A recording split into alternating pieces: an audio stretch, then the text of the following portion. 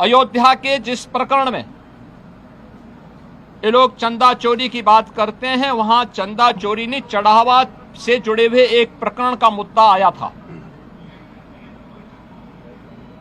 श्री राम जन्मभूमि तीर्थ क्षेत्र ट्रस्ट ने इस प्रकरण में 12 जून को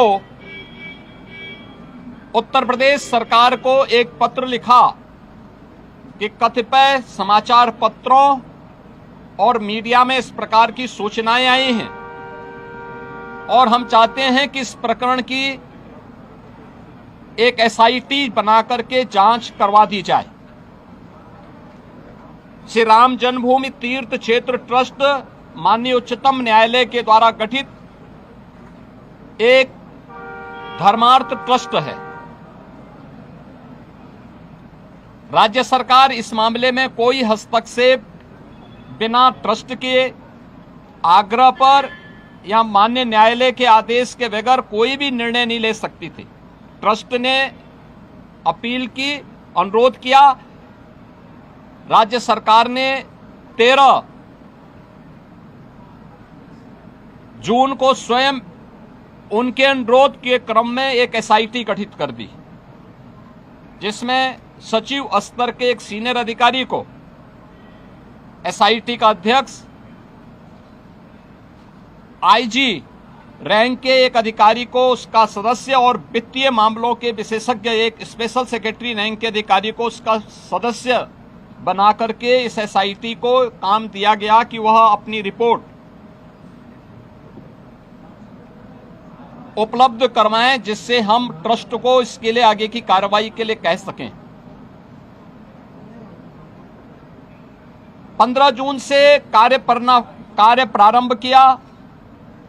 इस पूरे प्रकरण में एसआईटी ने अपनी कार्रवाई प्रारंभ की और 23 जून को उन्होंने अपनी पहली अंतरिम रिपोर्ट प्रस्तुत की। 23 जून की अपनी रिपोर्ट के बाद जो रिपोर्ट एसआईटी ने उपलब्ध करवाई, उस रिपोर्ट के क्रम में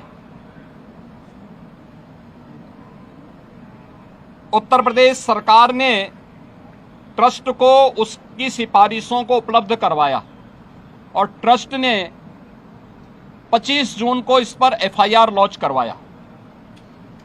अयोध्या में एफआईआर लॉन्च हुई। एफआईआर लॉन्च होने के बाद उपलब्ध साक्ष्य और प्रमाण के आधार पर कुल 8 लोग पकड़े गए, जिनमें 6 लोग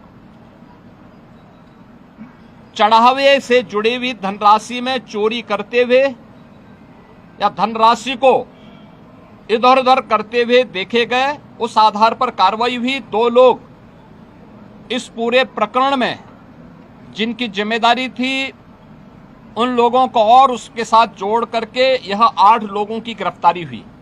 अभी एसआईटी की जांच चल ही रही थी कि माननीय उच्चतम न्यायालय में जो योजित एक पीआईएल थी, उसके तहत उच्चतम न्यायालय ने आगे की कार्रवाई के लिए एसआईटी के पुनर्गठन के साथ ही इस पूरे प्रकरण को अपने देखरेख में आगे बढ़ाया। इस मामले में किसी भी साधु संत का कोई संलिप्तता प्रारंभिक जांच में एसआईटी की प्रारंभिक रिपोर्ट में कहीं भी नहीं पाया गया।